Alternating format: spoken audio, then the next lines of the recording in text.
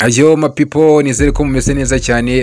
Ino wa mwanya mwiza tubabwira amakuru y'ibyamamare, amakuru ya siporo, amakuru ari kuvugwa mu isi muri rusange, mu isi y'imyidagaduro. Mu Rwanda hari amakuru menshi arimo agenda acicikana ku mbuga nkoranyambaga. Hari indirimbo zikunzwe kuri uyu munsi, turababwira amakuru arimo aravugwa mu Rwanda, mu karere u Rwanda ruherereyemo ndetse no ku isi muri rusange. Mu Rwanda umuhanzi ndetse akaba n'umuproducer Element LA arimo arakwa amafaranga agera kuri miliyoni 24 ari kwakwa n'inzu ya 155am. Iyi ni inzu yasinyemo amasezerano muri 2022 ubwo yaravuye muri Country Record, agasinya amasezerano ahangaha n'umuhanzi bita Bruce Melody. Naho ni indirimbo nyinshi ari kugenda ashinjwa, turaza kuzigarukaho. Ndicara nkarira iyo ndi iwanjye, aya ni amagambo ya Spyro avuga ko kuba yarakoranye indirimbo na David cyangwa se Davido mwamenye cyane mu ndirimbo nyinshi biramubabaza cyane. Ni nyuma yuko uyu muhanzi bita Davido mu gihe ari gutegura album, hari indirimbo yari yarakoranye n'umuhanzi bita Spyro akayishyira ku ruhande, akabona ko atari indirimbo yagakwiye kubanza mu ndirimbo ze nyine yagakwiye gushyira hanze.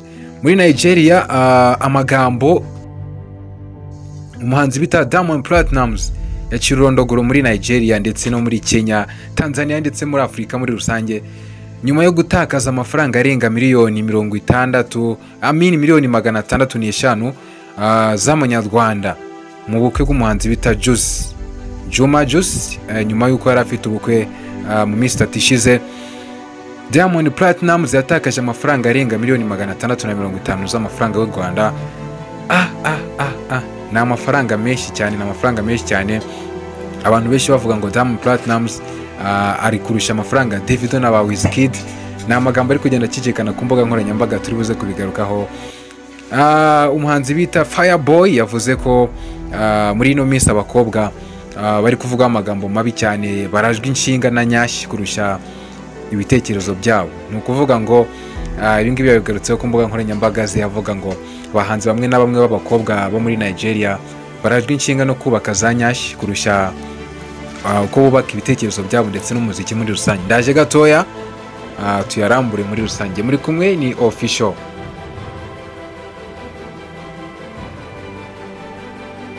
Amakuru yacu reka tuyahere mu Rwanda rero. Umuhanzi bita Element LA akaba n'umuproducer wazamutse cyane muri 2020 niko twamumenye ubwo yakoraga indirimbo Hands Up yakoreye umuhanzi bita Bruce Melody. Ni nyuma yuko yari umuproducer ariko utaruzwi cyane mu Rwanda. Umuhanzi bita Bruce Melody akamugira icyizere rero tukamumenya, yakoze indirimbo nyinshi cyane ntagarukaho. Gusa uyu munsi arimo aravuga amagambo menshi ku mbuga nkoranyambaga nyuma yuko inzu ikora umuziki ya 155am yowe n'umuhanzi navuga cyangwa se manager Coach Gael urebera nyine inyungu z'iyi studio ya 155am. Biravugwa ko uyu muhanzi ari kwakwa amafaranga agera kuri miliyoni 24 z'amafaranga y'u Rwanda ku ndirimbo zimwe yakoze atigeze yishyura. Ni nyuma yuko akigera muri iyi nyubako ya 155am umuhanzi ndetse n'umuproducer Element yasinye amasezerano avuga ko mu bihangano azakora azajya yinjiza amafaranga agera kuri 40% y'indirimbo azajya yinjiza cyangwa se azaba yakoze, naho 155am ikinjiza 60% ku mafaranga azaba yakoreye nyine kw'ibyo bihangano. Basinya kontara yuko nyine uyu muhanzi Element byibuze ku kwezi azaba yakoze nk'indirimbo zigera kuri 7 ndetse akinjiza nyine 40% ku mafaranga azaba yakoreye, ndetse 155am ikinjiza 60%. Amasezerano yarakomeje, Element akora indirimbo nyinshi ndetse bigenda neza. Gusa ubu ngubu arashinjwa ko hari indirimbo zimwe na zimwe yakoze atigeze arometa amafaranga. Coach Gael akaba atarabonye aya mafaranga. Harimo indirimbo ya Celebra ya Bruce Melody, Mirelle yakozwe muri Gicurasi muri 2024 y'uyu muhanzi nyine Element LA. Harimo Fou de Toi yakoranye na Element ndetse ayikorana na Ross Kana, imaze no kurebwa n'abantu barenga miliyoni 22 ku rubuga rwa YouTube.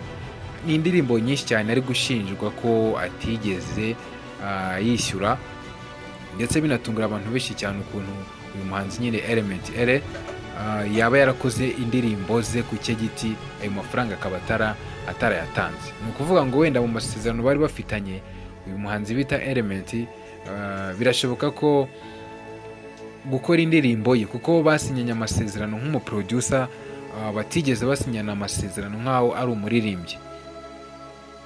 Ni ukuvuga ngo rero muri izi ndirimbo ze yakoze Element Ere, cyane cyane muri izi ndirimbo ze harimo Food Twa, harimo Mirere, harimo n'ingi yakoze muri ino minsi Tombe. Ni indirimbo bivugwa ko yagakwiye kwishyura, cyane cyane ko atigeze nyine ngo azirometa cyangwa se ngo atange amafaranga yazo. Ni ukuvuga ngo n'indirimbo ze yakoze ku cye giti ari nka producer, agomba kuzishyura nazo ari kuzibazwa. Ni indirimbo nyinshi, harimo indirimbo yakoreye Muneza Christophe, #Pasedena n'izindi nyinshi.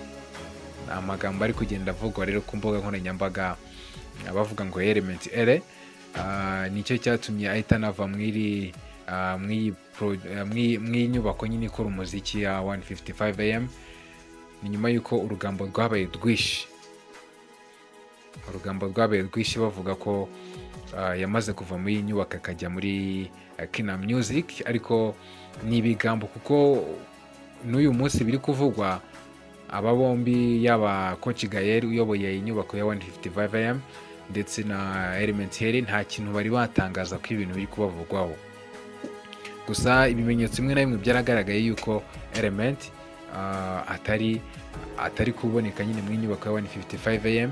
ni nyuma yuko itsinda rya 155am harimo Roskana, harimo Coach Gael, harimo Bruce Melody, harimo Kensol bagiye kwibuka, ariko umuhanzi bita Element Ere kandi nawe barizwa mu iyi nyubako atarigeze uboneka na gatoya.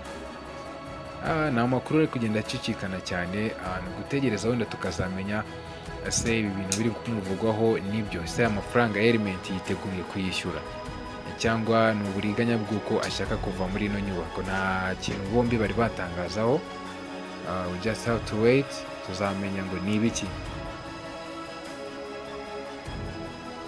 Naho muri Nigeria ndetse no muri Kenya muri rusange, Afurika yose yacitse urondogoro nyuma y'uko umuhanzi bita Diamond Platnumz atakaje akayabo karenga miliyoni 650 z'amafaranga y'u Rwanda mu bukwe bwa Juice na Prisia. N'ubukwe bwabaye kuwa gatatu ushize, ubwo uyu muhanzi nyine yakoraga igikwe n'umugore we bita Prisia. Diamond Platnumz yari arimo nyine nkaho ari umusore mukuru, cyangwa se nyine wari uri ku ruhande rw'iburyo nyine bw'umugabo bita Juma Mos Juicy. Banakoranye indirimbo nyinshi cyane, harimo Ball and Enjoy, ni indirimbo yakunzwe n'abantu batari bakeya ku rubuga rwa YouTube. Ni amagambo menshi nyine bavuga ukuntu Diamond Platnumz ashobora kuba anafite amafaranga arenze aya Davido cyangwa se Wizkid, nyuma yo gutakaza nyine amafaranga menshi yagaragajwe, ndetse binavugwa ko hari andi mafaranga menshi nayo ari ku ruhande atavuzwe. Gusa kayanga yaba ari amafaranga yavuzwe ku ruhande nyine birazwi, nk'umuntu wawe, nk'umuntu mukorana, hari andi mafaranga ku ruhande bigenda atangwa. Gusa nyine yaciye ururondogoro ku mbuga nkoranyambaga, ni amafaranga atari makeya by the way.